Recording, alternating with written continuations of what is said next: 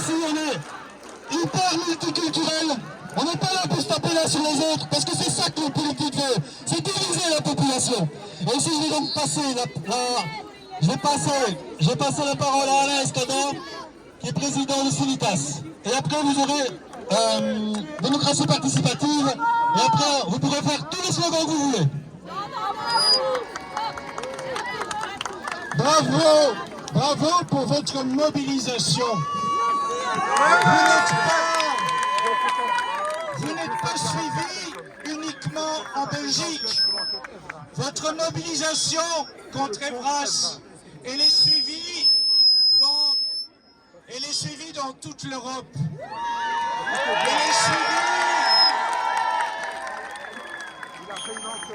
Votre mobilisation contre Evras, elle est suivie dans toute l'Europe parce qu'Evras existe sous des appellations diverses dans toute l'Europe.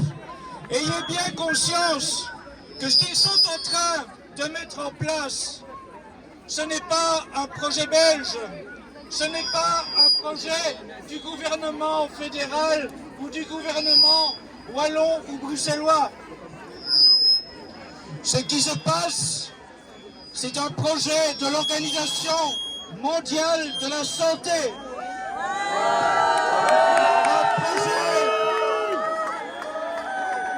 Un projet mondialiste qui veut vous imposer un nouvel ordre mondial sexuel.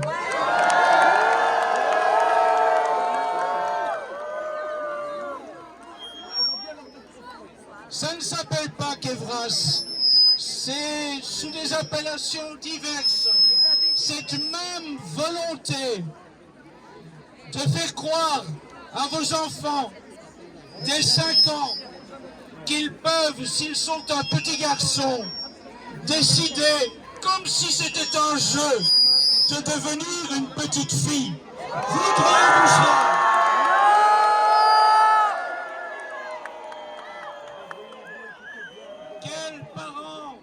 Quel parent raisonnable voudrait que son petit garçon soit invité, comme s'il faisait un jeu, à devenir une petite fille? Non!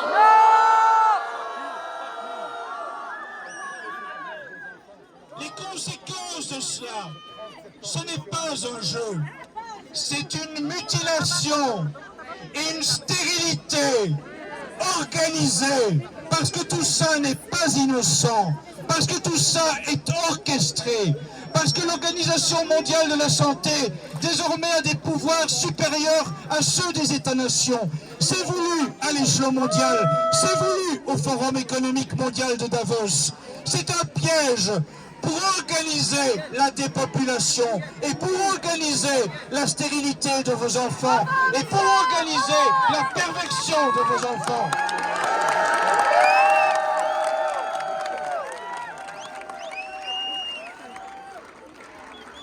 Ayez bien conscience aussi qu'autrefois, lorsqu'on envoyait un enfant à l'école, cela s'appelait de l'instruction nationale. De l'instruction nationale. Vous envoyez vos enfants pour qu'on leur apprenne le savoir, pour qu'on leur apprenne à lire, à écrire, pour qu'on leur apprenne à calculer, pour qu'on leur apprenne à devenir intelligents et à réfléchir, mais pas pour qu'on les éduque. L'éducation, c'est vous.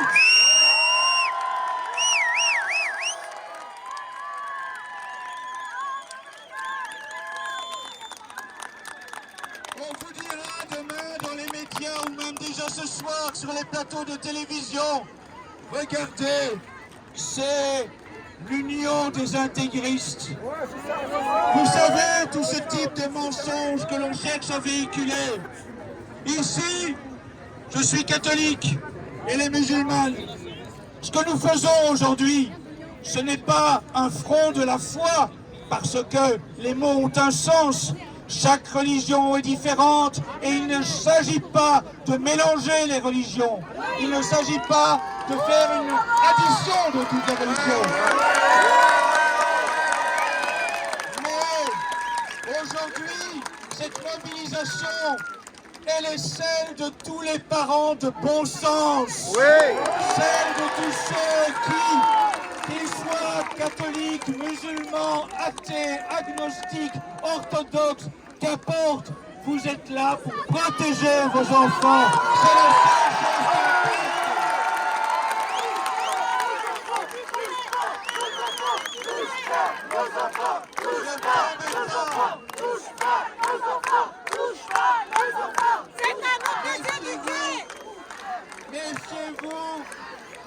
Méfiez-vous de tous ceux qui vont chercher dans les heures et les jours qui viennent à vous manipuler.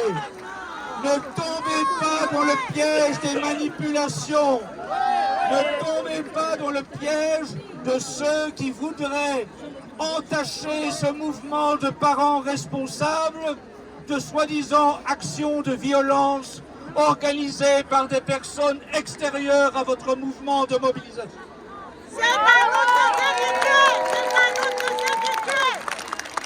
Répétons-le, les parents responsables ne sont dits jamais des écoles. Les parents responsables, ils ouvrent demain des écoles pour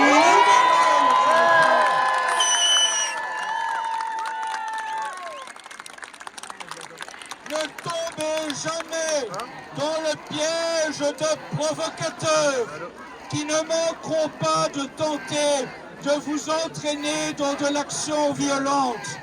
Vous devez faire preuve de désobéissance, jamais de violence. Vous devez avoir en tête que ceux qui tenteront de vous entraîner dans la violence sont au service du pouvoir pour vous discréditer, pour vous empêcher de vous mobiliser.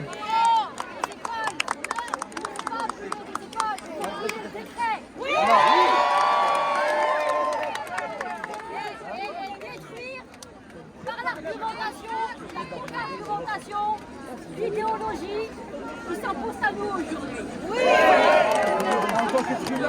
Ayez bien conscience aussi que les médias vous méprisent. Les médias, ils vous insultent jour après jour. Mais n'oubliez pas, ces médias, c'est vous qui les payez.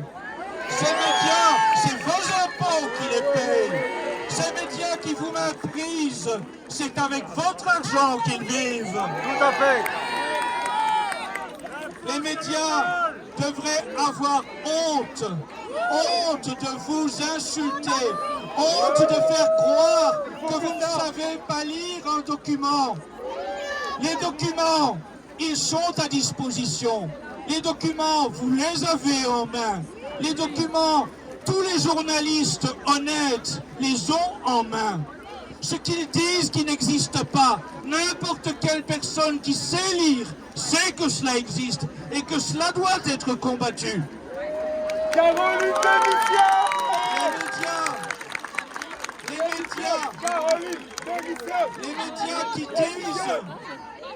Les médias qui disent que ce que nous dénonçons n'existe pas, ce sont des médias menteurs, des médias usurpateurs.